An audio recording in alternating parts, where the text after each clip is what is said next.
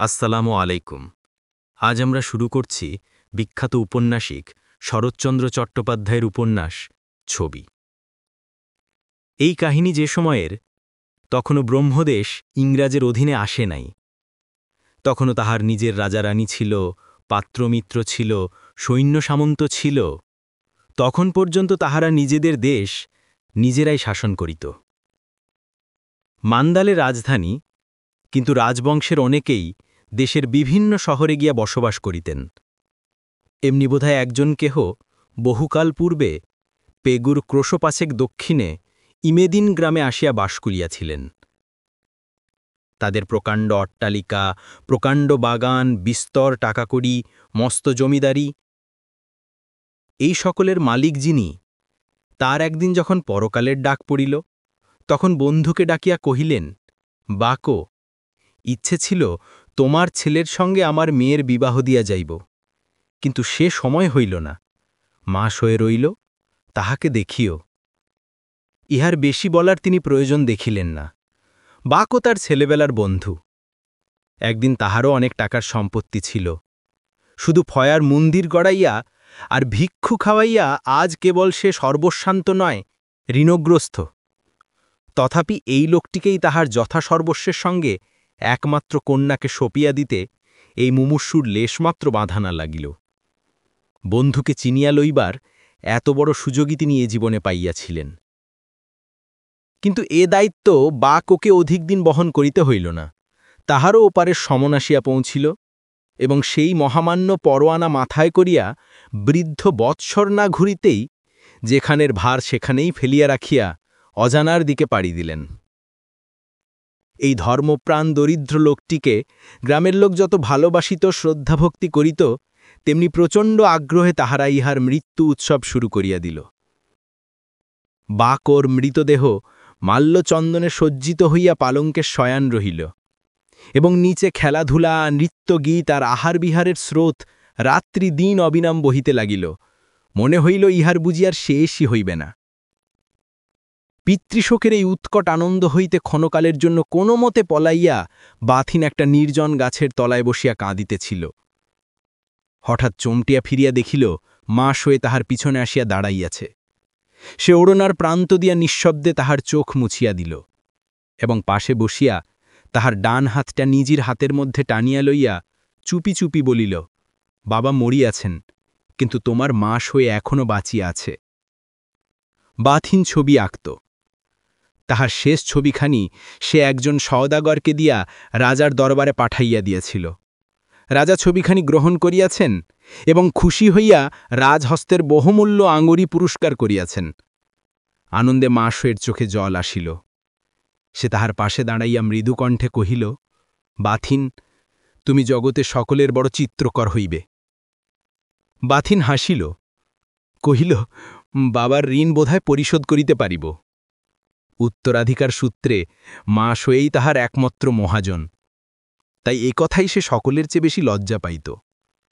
বলিল, তুমি বারবার এমন করিয়া খোটা দিলে আর আমি তোমার কাছে আসিব না। বাথিন চুপ করিয়া রহিল। কিন্তু ঋণের দায় পিতার মুক্তি হইবে না, এত বড় বিপত্তির কথা স্মরণ করিয়া তাহার সমস্ত অন্তরটা যেন শিহরিয়া উঠিল। বাথিনের পরিশ্রম আজকাল অত্যন্ত বাড়িয়াছে। জাতক থেকে একখানা নতুন ছবি আঁকিতেছিল, আজ সারাদিন মুখ তুলিয়া চাহিয়া দেখে নাই। মাস হয়ে প্রত্যহ যেমন আসিত, আজও তেমনি আসিয়াছিল। বাথিনের শোবার ঘর, বসার ঘর, ছবি আঁকিবার ঘর সমস্ত নিজের হাতে সাজাইয়া গুছাইয়া যাইত। চাকরদাসীর ওপর এই কাজটির ভার দিতে তাহার কিছুতেই সাহস হইত না। সম্মুখে একখানা দর্পণ ছিল, তাহারই ওপর বাথিনের ছায়া পড়িয়াছিল।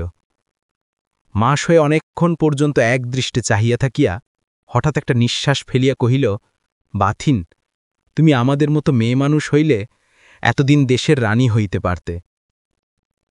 বাথিন হাসিল, কহিল, কেন বলো তো? রাজা তোমাকে বিবাহ করিয়া সিংহাসনে লইয়া দাইতেন। তার অনেক রানী, কিন্তু এমন রং, এমন চুল, এমন মুখ কি তাদের কারুর আছে? এই বলিয়া সে কাজে মন দিল। কিন্তু বাথিনের মনে পড়িতে লাগিল, মান্দালেতে সে যখন ছবি আঁকা শিখিতেছিল, তখন এমনই কথা তাহাকে মাঝে মাঝে শুনিতে হইত। তখন সে হাসিয়া কহিল, কিন্তু রূপ চুরি করার উপায় থাকলে তুমি বোধহয় আমাকে ফাঁকি দিয়ে এতদিনে রাজার বামে গিয়ে বসিতে। এই অভিযোগের কোনো উত্তর সে দিল না, কেবল মনে মনে বলিল, তুমি নারীর মতো দুর্বল, নারীর মতো কোমল, তাদের মতোই সুন্দর। তোমার রূপের সীমা নাই। এই রূপের কাছে সে আপনাকে বড় ছোট মনে করিত। বসন্তের প্রারম্ভে এই মেদিন গ্রামে প্রতি বছর অত্যন্ত সমারোহের সহিত ঘোড়া দৌড় হইত। আজ তাই উপলক্ষে গ্রামান্তের মাঠে বহুজন সমাগম হইয়াছিল। মাস হয়ে ধীরে ধীরে বাথিনের পশ্চাতে আসিয়া দাঁড়াইল। সে এক মনে ছবি আঁকিতেছিল, তাই তাহার পদশব্দ শুনিতে পাইল। বাথিন চকিত হইয়া ফিরিয়া চাহিল, বিস্মিত হইয়া জিজ্ঞাসা করিল, হঠাৎ এত সাজসজ্জা কিসের? বাহ, তোমার বুঝি মনে নাই আজ আমাদের ঘোড়দৌড়? যে জয়ী হইবে সে তো আজ আমাকেই মালা দিবে। কই, তা তো শুনি নাই। বলিয়া বাথিন তাহার তুলিটা পুনরায় তুলিয়া লইতে যাইতেছিল। মাসয়ে তাহার গলা জড়াইয়া ধরিয়া কহিল, না শুনিয়াছ নেই নেই, কিন্তু তুমি ওঠো, আর কত দেরি করিবে? এই দুটিতে প্রায় সমবয়সী। হয়তো বাথিন 2-4 মাসের বড় হইতেও পারে, কিন্তু শিশুকাল হইতে এমনি করিয়াই তাহারাই 19টা বছর কাটাইয়া দিয়াছে। খেলা করিয়াছে, বিবাদ করিয়াছে, মারপিট করিয়াছে, আর ভালোবাসিয়াছে। সম্মুখের প্রকাণ্ড মুকুরে দুটি মুখ ততক্ষণে দুটি প্রস্ফুটিত গোলাপের মতো ফুটিয়া উঠিয়াছিল। বাথিন দেখাইয়া কহিল, ওই দেখো। মাস হয়ে কিছুক্ষণ নীরবে ওই দুটি ছবির পানে অতৃপ্ত নয়নে চাহিয়া রহিল। অকস্মাৎ আজ প্রথম তাহার মনে হইল সেও বড় সুন্দর। আবেশে 2 চক্ষু তাহার মুদিয়া আসিল। কানে কানে বলিল, আমি যেন চাঁদের কলঙ্ক। বাথিন আরও কাছে তাহার মুখখানি টানিয়া আনিয়া বলিল, না, তুমি চাঁদের কলঙ্ক ন, তুমি কাহারও কলঙ্ক ন, তুমি চাঁদের কৌমুদিটি। একবার ভালো করিয়া চাহিয়া দেখো। কিন্তু নয়ন মেলিতে মাসয়ের সাহস হইল না। সে তেমনি 2 চক্ষু মুদিয়া রহিল। হয়তো এমনই করিয়াই বহুক্ষণ কাটিত, কিন্তু একটা প্রকাণ্ড নরনারীর দল নাচিয়া গাইয়া সম্মুখের পথ দিয়া উৎসবে যোগ দিতে চলিয়াছিল। মাসয়ে ব্যস্ত হইয়া উঠিয়া দাঁড়াইয়া কহিল, চলো, সময় হইয়াছে। কিন্তু আমার যাওয়া যে একেবারে অসম্ভব মাসয়ে। কেন? এই ছবিখানি 5 দিনে শেষ করিয়া দিব চুক্তি করিয়াছি। না দিলে সে মান্দালে চলিয়া যাইবে, সুতরাং ছবিও লইবে না, টাকাও দিবে না। টাকার উল্লেখে মাসয়ে কষ্ট পাইত, লজ্জাবোধ করিত। রাগ করিয়া বলিল, কিন্তু তা বলিয়ে তো তোমাকে এমন প্রাণপাত পরিশ্রম করিতে দিতে পারি না। এ কথার বাথিন কোনো উত্তর দিল না। পিতৃঋণ স্মরণ করিয়া তাহার মুখের ওপর যে ম্লান ছায়া পড়িল, তাহা আরেকজনার দৃষ্টি এড়াইল না। কহিল, আমাকে বিক্রি করিও, আমি দ্বিগুণ দাম দিব। তাহাতে সন্দেহ ছিল না। হাসিয়া জিজ্ঞাসা করিল, কিন্তু করবি কি? মাস হয়ে গলার বহুমূল্য হার দেখাইয়া বলিল, ইহাতে যতগুলি মুক্তা, যতগুলি চুনি আছে, সবগুলি দিয়া ছবিটিকে বাঁধাইব। তারপরে শোবার ঘরে আমার চোখের ওপর টাঙাইয়া রাখিব। তারপরে যেদিন রাত্রে খুব বড় চাঁদ উঠিবে, আর খোলা জানলার ভিতর দিয়া তাহার জ্যোৎস্নার আলো তোমার ঘুমন্ত মুখের ওপর খেলা করিতে থাকিবে। তারপরে তোমার ঘুম ভাঙিয়ে। কথাটা শেষ হইতে পাইল না। নিচে মাসয়ের গরুর গাড়ি অপেক্ষা করিতেছিল। তার গাড়োয়ানের উচ্চকণ্ঠের আহ্বান শোনা গেল। বাথিন ব্যস্ত হইয়া উঠিয়া কহিল, তারপরের কথা পরে শুনব, কিন্তু আর নয়, তোমার সময় হয়ে গেছে, শীঘ্র যাও। কিন্তু সময় বহিয়া যাবার কোনো লক্ষণ মাসয়ের আচরণে দেখা গেল না, কারণ সে আরও ভালো করিয়া বসিয়া কহিল, আমার শরীর খারাপ বোধ হইতেছে, আমি যাব না। যাবে না? কথা দিয়াছ সকলে উদ্গ্রীব হইয়া তোমার প্রতীক্ষা হইতেছে, তা জানো?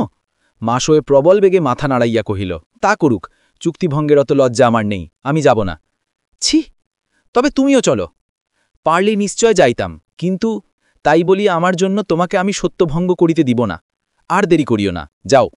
তাহার গম্ভীর মুখ এবং শান্ত দৃঢ় কণ্ঠস্বর শুনিয়া মাসয়ে উঠিয়া দাঁড়াইল। অভিমানে মুখখানি ম্লান করিয়া কহিল, তুমি নিজের সুবিধার জন্য আমাকে দূর করিতে চাও। দূর আমি হইতেছি, কিন্তু আর কখনো তোমার কাছে আসিব না।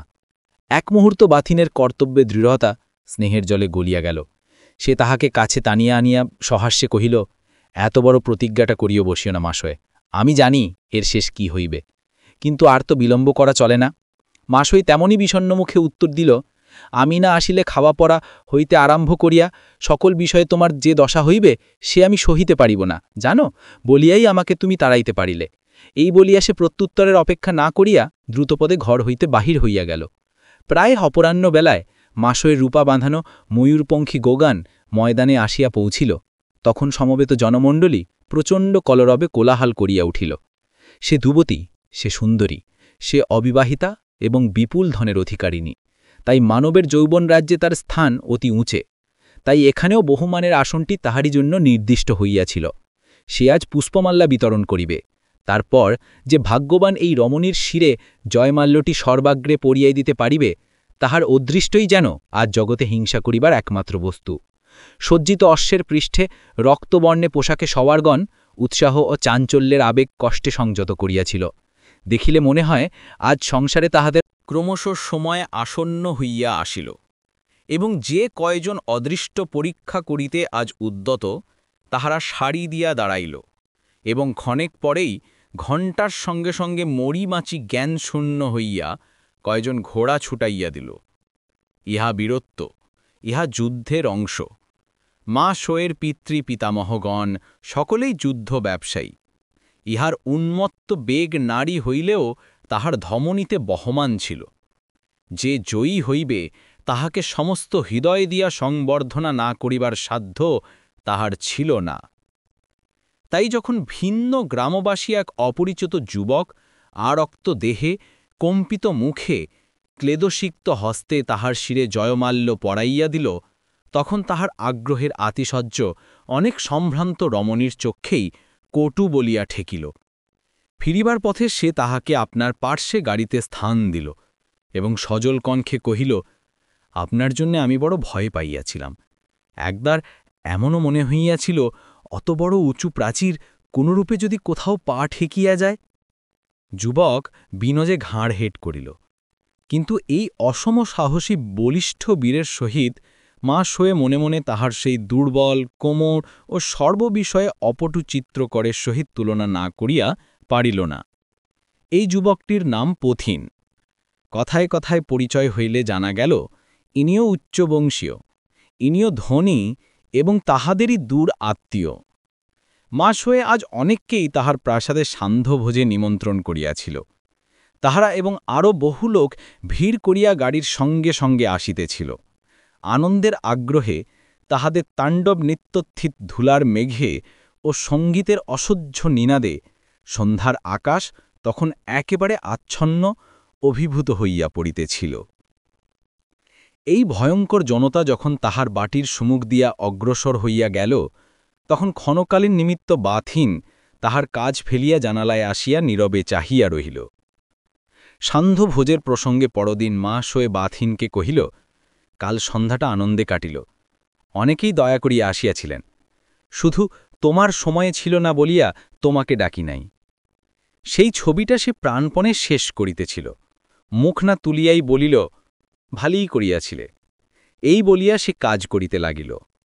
বিস্ময়ে মা শোয়ে স্তম্ভিত হইয়া বসিয়া রহিল। কথার ভারে তাহার পেট ফুলিতেছিল। কাল বাথিন কাজের চাপে উৎসবে যোগ দিতে পারে নাই, তাই আজ অনেকক্ষণ ধরিয়া অনেক গল্প করিবে মনে করিয়াই সে আসিয়াছিল। কিন্তু সমস্তই উল্টো রকমের হইয়া গেল।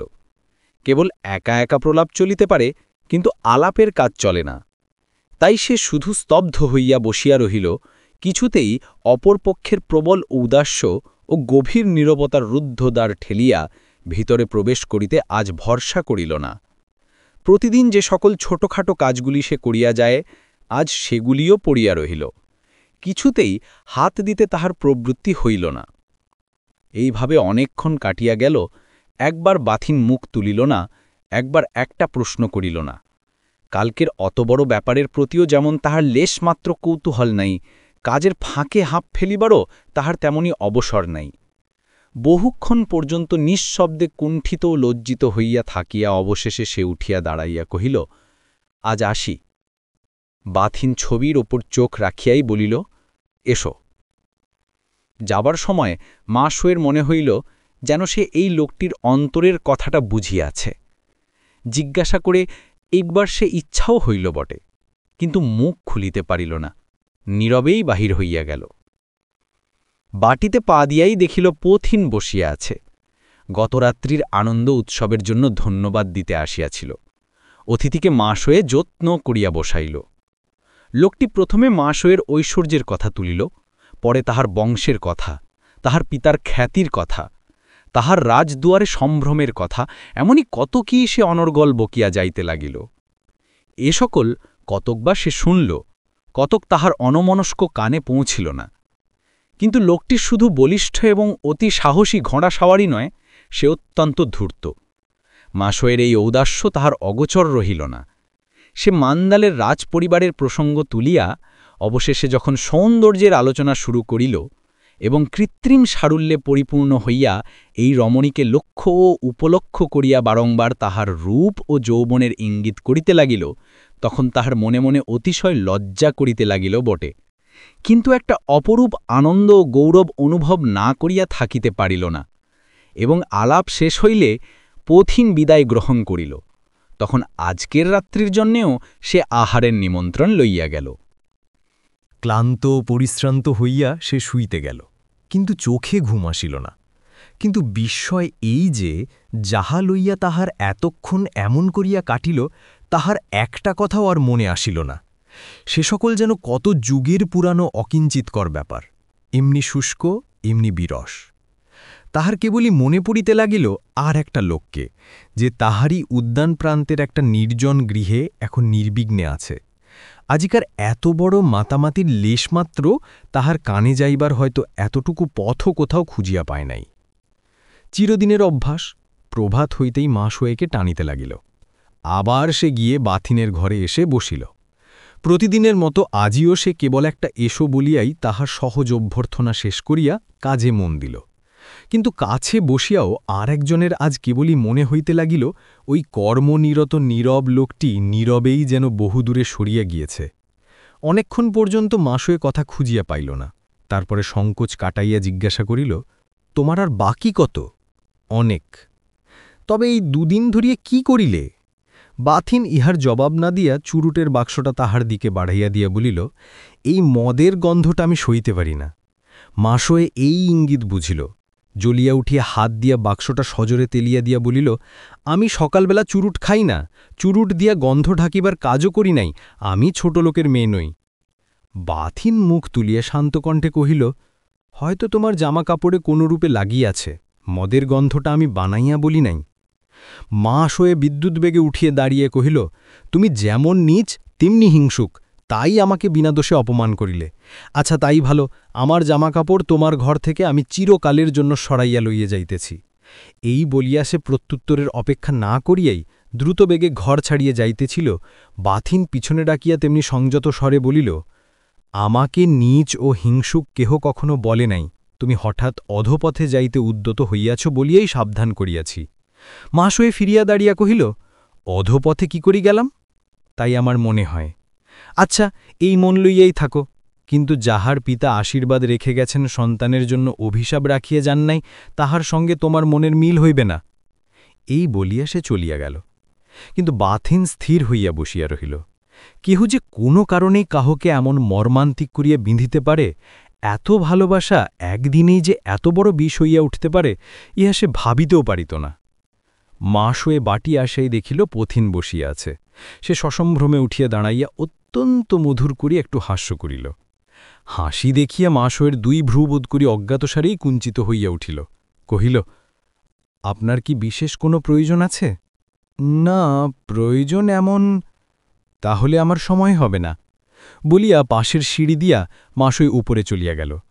গত নিশার কথা স্মরণ করিয়া লোকটা একেবারে হতবুদ্ধি হইয়া গেল। কিন্তু বেহারাটা সম্মুখে আসিতেই কাষ্ঠ হাসির সঙ্গে হাতে তাহার একটা টাকা গুঁজিয়া দিয়া শীষ দিতে দিতে বাহির হইয়া গেল। শিশুকার হইতে যে দুইজনের কখনো এক মুহূর্তের জন্য বিচ্ছেদ ঘটে নাই, অধষ্টিতের বিড়ম্বনায় আজ মাসাধিককাল গত হইয়াছে, কাহারও সহিত কেহ সাক্ষাৎ করে নাই। মাসোয়ে এই বলিয়া আপনাকে বুঝাইবার চেষ্টা করে যে এ এক প্রকার ভালোই হইল, যে মোহের জাল এই দীর্ঘদিন ধরিয়া তাহাকে কঠিন বন্ধনে অভিভূত করিয়া রাখিয়াছিল, তাহা ছিন্ন হইয়া গিয়াছে, আর তাহার সহিত বিন্দুমাত্র সংস্রব নাই। এই ধনীর কন্যার নবীন উদ্দাম প্রকৃতি পিতা বিদ্যমানেও অনেকদিন এমন অনেক কাজ করিতে চাহিয়াছে, যাহা কেবলমাত্র গম্ভীর ও সংযতচিত্ত বাথিনের বিরক্তির ভয়েই পারে নাই। কিন্তু আজ সে স্বাধীন, একেবারে নিজের মালিক নিজে, কোথাও কারো কাছে আর লেশমাত্র জবাবদেহি করিবার নাই। এই একটি কথা লইয়া সে মনে মনে অনেক তোলাপাড়া করিয়াছে, অনেক ভাঙাগড়া করিয়াছে, কিন্তু একটা দিনের জন্য কখনো আপনার হৃদয়ের নিগূঢ়তম গৃহটির দ্বার খুলিয়া দেখে নাই সেখানে কি আছে। দেখিলে দেখিতে পাইত এতদিন শুদ্ধমাত্র সে আপনাকেই আপনি ঠকাইয়াছে। সেই নিভৃত গোপন কক্ষে দিবানিশি উভয়ই মুখোমুখি বসিয়া আছে, প্রেমালাপ করিতেছে না, কলহ করিতেছে না, কেবল নিঃশব্দে উভয়ের চক্ষু বাহিয়া অশ্রু বহিয়া যাইতেছে। নিজেদের জীবনের এই একান্ত করুণ চিত্রটি তাহার মনশ্চক্ষের অগোচর ছিল বলিয়াই ইতিমধ্যে গৃহে তাহার অনেক উৎসব রজনীর নিষ্ফল অভিনয়। জন্মতিথি উপলক্ষে প্রতি বছর তাহার গৃহে একটা আমোদাহ্লাদ ও খাওয়া দাওয়ার অনুষ্ঠান হইত। আজ সেই আয়োজনটাই কিছু অতিরিক্ত আড়ম্বরের সহিত হইতেছিল। বাটির দাসদাসী হইতে আরম্ভ করিয়া প্রতিবেশীরা পর্যন্ত আসিয়া যোগ দিয়েছে। কেবল তাহার নিজেরই যেন কিছুতে গা নেই। সকাল হইতে আজ তাহার মনে হইতে লাগিল সমস্ত বৃথা, সমস্ত পণ্ডশ্রম। কেমন করিয়া যেন এতদিন তাহার মনে হইতেছিল ওই লোকটাও দুনিয়ার অপর সকলেই মতো, সেও মানুষ, সেও ঈর্ষার অতীত নয়। তাহার গৃহের এই যে সব আনন্দ উৎসবের অপর্যাপ্ত ও নব আয়োজন, ইহার বার্তা কি তাহার রুদ্ধ বাতায়ন ভেদিয়া সেই নিভৃত কক্ষে গিয়া পশে না? তাহার কাজের মধ্যে কি বাধা দেয় না? হয়তোবা সে তাহার তুলিটা ফেলিয়া দিয়া কখনো স্থির হইয়া বসে, কখনো বা অস্থির দ্রুতপদে ঘরের মধ্যে ঘুরিয়া বেড়ায়, কখনো বা নিদ্রাবিহীন তপ্ত শয্যায় পড়িয়া সারা রাত্রি জ্বলিয়া পুড়িয়া মরে, কখনো বা, কিন্তু থাক সেসব। কল্পনায় এতদিন মাস হয়ে এক প্রকার তীক্ষ্ণ আনন্দ অনুভব করতেছিল, কিন্তু আজ তাহার হঠাৎ মনে হইতেছিল কিছুই না, কিছুই না। তাহার কোনো কাজেই তাহার কোনো বিঘ্ন ঘটায় না, সমস্ত মিথ্যা, সমস্ত ফাঁকি। সে ধরিতেও চাহে না, ধরা দিতেও চাহে না। ওই কেমন দুর্বল দেহটা অকস্মাৎ কি করিয়া যেন একেবারে পাহাড়ের মতো কঠিন ও অচল হইয়া গেছে। কোথাকার কোনো ঝঞ্ঝাই আর তাহাকে এক বিন্দু বিচলিত করিতে পারে না। কিন্তু তথাপি জন্মতিথি উৎসবের বিরাট আয়োজন আড়ম্বরের সঙ্গেই চলিতেছিল। পথিনাচ সর্বত্র, সকল কাজে, এমনকি পরিচিতদের মধ্যে একটা কানা ঘুষাও চলিতেছিল যে একদিনেই লোকটাই এবারের কর্তা হইয়া উঠিবে, এবং বোধহয় সেদিন বড় বেশি দূরেও নয়। গ্রামের নরনারীতে বাড়ি পরিপূর্ণ হইয়া গেছে, চারিদিকেই আনন্দ কলরব। শুধু যাহার জন্য এই সব, সেই মানুষটাই বিমনা, তাহারই মুখ নিরানন্দের ছায়ায় আচ্ছন্ন। কিন্তু এই ছায়া বাহিরের কাহরই চোখেই প্রায় পড়ল না, পড়ল কেবল বাটির দুই একজন সাবেক দিনের দাসদাসের।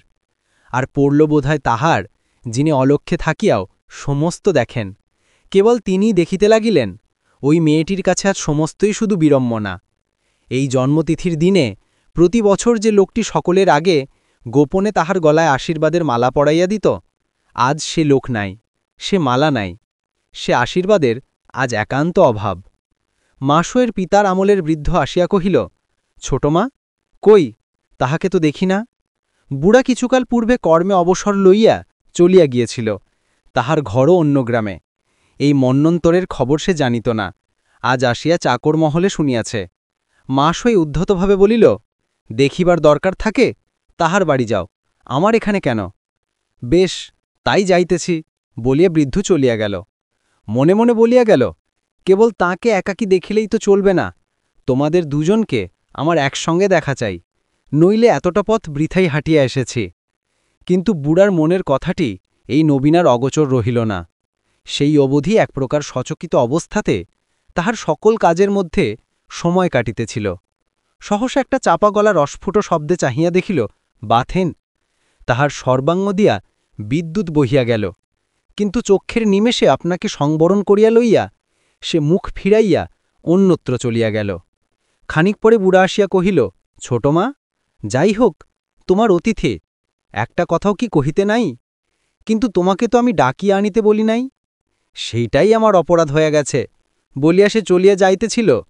মা সে ডাকিয়া কহিল, বেশ তো, আমি ছাড়া আরও তো লোক আছেন, তারা তো কথা বলিতে পারেন। বুড়া বলিল, তা পারেন, কিন্তু আর আবশ্যক নাই, তিনি চলিয়া গেছেন। মা সে ক্ষণকাল স্তব্ধ হইয়া রহিল, তাহার পরে কহিল, আমার কপাল, নইলে তুমিও তো তাকে খাইয়া যাইবার কথাটা বলিতে পারিতে। না, আমি এত নির্লজ্জ নই, বলিয়া বুড়া রেগে চলিয়া গেল। এই অপমনে বাথিনের চোখে জল আসিল, কিন্তু সে কাহকে দোষ দিল না, কেবল আপনাকে বারংবার ধিক্কার করিয়া বলিল, এ ঠিকই হইয়াছে, আমার মতো নির্লজ্জের ইহারই প্রয়োজন ছিল, কিন্তু প্রয়োজন ওই যে একটা রাত্রির ভেতর দিয়ে শেষ হয়নি, ইহার চেয়ে অনেক অনেক বেশি অপমান যে তাহার অধ্যিষ্টে ছিল, ইহা দিন দুই পরে টের পাইল। আর এমন করিয়া টের পাইল যে সে লজ্জা সারা জীবনে কোথায় রাখিবে তাহার কুল কিনারা দেখিল না। যে ছবিটার কথা লইয়াই আখ্যায়িকা আরম্ভ হইয়াছে, জাতকের সেই গোপার চিত্রটা এতদিনে সম্পূর্ণ হইয়াছে। 1 মাসের অধিককাল অবিরাম পরিশ্রমের ফলের শেষ। সমস্ত সকালটা সে এই আনন্দেই মগ্ন হইয়া রহিল। ছবি রাজদরবারে যাইবে, যিনি দাম দিয়া লইয়া যাইবেন সংবাদ পাইয়ে তিনি উপস্থিত হইলেন, কিন্তু ছবির আবরণ উন্মুক্ত হইলে তিনি চমকিয়া গেলেন। ছবি সম্বন্ধে তিনি আনাড়ি ছিলেন। বাথিন ভয়ে বিস্ময়ে হতবুদ্ধি হইয়া কহিল, কেন? তার কারণে মুখ আমি চিনি।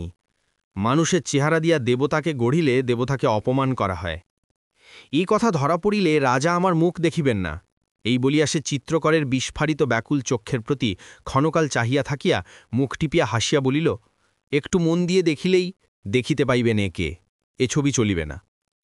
বাথিনের চোখের উপর হইতে ধীরে ধীরে একটা কুয়াশার ঘোর কাটিয়া যাইতেছিল।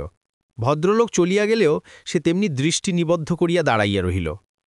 তাহার চোখ দিয়া জল পড়িতে লাগিল, আর তাহার বুঝিতে বাকি নাই এতদিন এই প্রাণান্ত পরিশ্রম করিয়া সে হৃদয়ের বন্তস্থল হইতে যে সৌন্দর্য, যে মাধুর্য বাহিরে টানিয়া আনিয়াছে, দেবতার রূপে যে তাহাকে অহর্নিশি ছলনা করিয়াছে, সে জাতকের গোপা নহে, সে তাহারই মাসয়ে। চোখ মুছিয়া মনে মনে কহিল, ভগবান, আমাকে এমন করিয়া বিড়ম্বিত করিলে তোমার আমি কি করিয়াছিলাম? পথিন সাহস পাইয়া বলিল, তোমাকে দেবতাও কামনা করেন মাসয়ে, আমি তো মানুষ। মাসয়ে অন্যমনস্কের মতো উত্তর দিল, কিন্তু যে করে না সে বোধহয় তবে দেবতারও বড়। কিন্তু এ প্রসঙ্গকে আর সে অগ্রসর হইতে দিল না। কহিল, শুনিয়াছি দরবারে আপনার যথেষ্ট প্রতিপত্তি আছে, আমার একটা কাজ করিয়ে দিতে পারেন খুব শীঘ্র? কি?